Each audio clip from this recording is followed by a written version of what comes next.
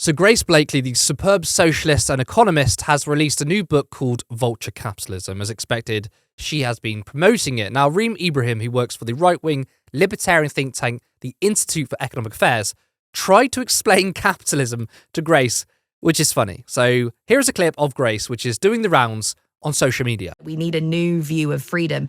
It's not even actually a new view of freedom. I would say it's the original Marxist socialist view of freedom, which is about respecting the dignity and autonomy of the human being whilst giving us as individuals and groups the collective power to make decisions over the most important kind of institutions that affect our lives. Because at the moment we have lots of allegedly individual freedom. You're free to kind of go and buy whatever you want and, allegedly work wherever you want, although that freedom is highly limited by the fact that you need to eat and put food on the table. But we don't have any control over, the way that we're governed, the way our companies work, things like the direction of innovation, like whether or not we're going to be able to push back against climate breakdown, because these systems are so remote from people's lives. So Grace brilliantly explains how there's no freedom under capitalism. And Reem decided to tweet out the clip and said this: "Wrong. Capitalism is freedom. I prefer the term market economy. This is a system based on the voluntary exchange of goods and services. It is based on consent. In a market economy, if you don't like how a business is run, you're not forced to give your money to it." There are so many fallacies in that statement. It is shocking that Ibrahim is platformed on the mainstream media so often because she's clueless. And do you know what? To be fair, I'm wrong, because there's so many idiots on TV that I'm not shocked. It's just standard practice. So I'm not surprised that she's always on the mainstream media. Now, I actually responded to her. We had a bit of a back and forth, and I said this: "Reem, you don't understand capitalism. The natural endpoint of capitalism are monopolies. Businesses hate competition, and therefore the state literally has to step in to enact competition laws. I really hope you don't think that capitalism equals markets." She replied, "Incumbent businesses often lobby governments for regulations that prevent new entrants into the market. The problem there is government, not free enterprise." Now, I hear this all the time from capitalist supporters, that it's actually the fault of the government. The system we have now is corporatism, not capitalism. If the state just got out of the way, things would be fine. That is nonsensical. There's no such thing as corporatism. It's simply capitalism.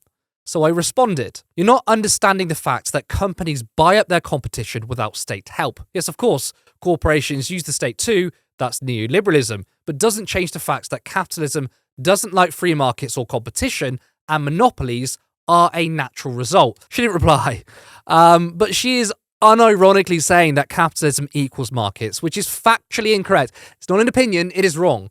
Markets have existed for 500 years, maybe more. Basically, bartering and trade has always existed in some form throughout human history. It predates capitalism by an incredibly long time.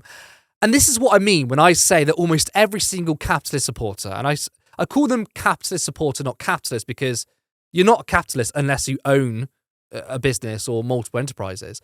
But this is what I mean, that they don't understand capitalism despite being proponents of it. Yes, it's true that corporations lobby the government, but that doesn't mean that free market capitalism doesn't have an issue with free markets.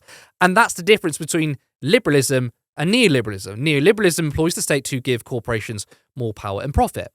But I want to get back to her original tweet so we can break down each myth. So she starts off by saying capitalism is freedom. I mean, that's kind of a vague statement, right? It is. What is it about capitalism that makes things free? She didn't listen to Grace's argument in the video she shared, where she explains people are not free under capitalism. And she's correct, because we have very little say about our workplace. The decisions of the business are reserved for the CEOs, the board of directors, management, etc. And we are told essentially what clothes to wear, how much we get paid, what to do, when we do it. And it was only until trade unions that we had some form of leverage. Not a lot, but we collectively organised to improve our pay and conditions. And that was at the behest of businesses. Okay, they engage in anti-union activities all of the time. The idea that people get together and want to fight for better wages and better conditions, businesses do not like that. That doesn't sound like freedom to me. Now, she also mentions that a market economy is based on the exchange of goods and services, which makes the system based on consent. Again, markets don't equal capitalism. However, she neglects the glaringly obvious points, and that's coercion. All of us are coerced under capitalism. We are forced into work in exchange for a wage to pay for the necessities that keep us alive. If we don't do these things, we die. So we are often forced into work we don't enjoy, often in long hours with very little pay, so we can earn a living. That is literally coercion. Now, for the right-wingers who may find this video, that doesn't mean I'm saying nobody should work. And I'm not even applying a moralistic argument here. I'm literally explaining how coercion works. To give you an idea of the average IQ of a libertarian, and, well, Reem Ibrahim specifically, No Justice shared this screenshot of Reem with someone else, and it just shows the level we're working at. NJ writes, Libertarianism 101, and then we can see a screenshot with a tweet by the username of Chesney Hawks Shops at Big Tesco's. What a name. They say, you are, however, forced to exchange money for essentials like housing, utilities, food, etc. You can't exactly opt out of any of the aforementioned without being homeless, cold, or starving. And which she replies, and that is a choice you make. Oh my god. Guess I'll die. What? You can see the inherent coercion there, right? The choice is to participate in a system in order to survive or die. Now, her last part of the original tweet says that you are not forced to give businesses your money. You can go elsewhere, and that is the beauty of the free market. Again, this is incorrect. Right now, we have a crisis of human waste, mud, and whatever other crap is in our waters, courtesy of Thames Water. It is privatised. The service is in the private sector. So I guess because it's a bad business, people could just go elsewhere. Well, they can't because it's a natural monopoly. There is no other businesses providing water in London anyway. And even if there are other businesses around the country providing water, water is a natural resource. It comes from the same place. So you're not getting anything different. Just mad. Now, of course, Reem is from the IEA, who support privatisation. And the thing is, you can support public ownership of monopolistic services, and that doesn't make you an anti-capitalist. But I think because she doesn't get that, then she is forced to support privatisation. I think in her head, she thinks that if she doesn't, then that undermines capitalism, which it does a little bit. But as I just explained, you can quite literally say, okay, well, I'm in support of the capitalist economic model, but things such as healthcare, water, energy should be in public ownership. We can use another example without resorting to monopolistic services. You can literally apply this anywhere. So let's take retail, for example. Everyone knows Philip Green, the retail villain, the kind of person you don't want to give money to. The problem is he owns multiple businesses within the retail sector. He has monopolised quite a large part of it. So BHS, great example. When people found out what Green did to the pensions of those workers, i.e. stealing them, if we were to follow Ibrahim's logic, you don't need to worry. You can punish him by being a responsible consumer and just shop elsewhere. The problem is, though, when you shop elsewhere, you'll find yourself giving the money you wanted to withhold from Green to him anyway because he owns the competition. So how does the free market work there? It doesn't. So capitalism literally turns competition into monopolies when unchecked, which is why we have to rely on the state to enact competition laws. The state, which Reem and others at the IEA hate, because they think the state is the problem. Whenever anyone criticises capitalism, most of the time you'll hear a rebuttal which doesn't defend the system, because they can't, right? Instead, you'll often hear, oh, well, you want the state to own everything. Do you want to live in an authoritarian system where you're told what to do, how much you're paid, and no freedom with no sense of irony? And again, these people, what they're doing is conflating markets with capitalism, okay? Being an anti-capitalist doesn't automatically mean you are in favour of the Soviet Union and Stalin's rule, despite the state obviously advancing many things in a good way. That was still capitalism. That was state capitalism. And what I love so much about that clip from Grace is the focus on freedom. And that's what socialists need to do. We need to be better at explaining that socialism is the system of freedom.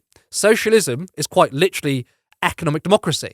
So under a socialist economy, it's not the state running everything, right? It's mostly run by the workers. Businesses, small and big, are owned by workers collectively. That literally happens today. We have many forms of it today. One popular form of a socialist enterprise is worker co-ops. I used to work in one.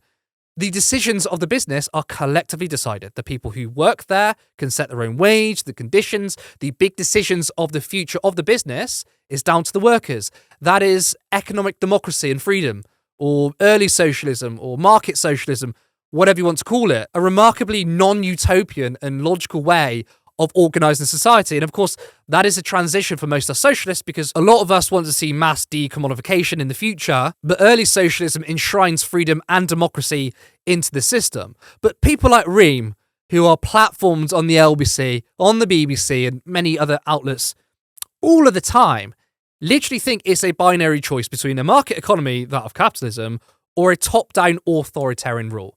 And I just find it embarrassing that she thinks she has the intellect and the knowledge to go after Grace Blakeley.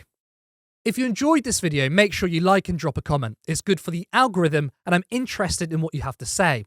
If you're not already subscribed, please do, and hit the notification bell. You can also support this channel by becoming a member for 99p per month, and if you're feeling a little more generous, then you can support us on Patreon for £3 or £5 per month.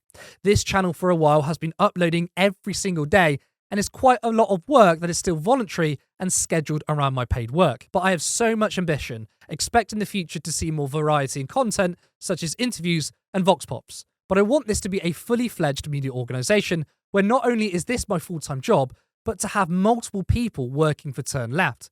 I like to see a live show in the future, more content that delves into culture, history, and much more. But that can only be done if there's money. So please, if you can, support us in any way that's in your capacity. And thank you to existing members, subscribers, and patrons. See you next time.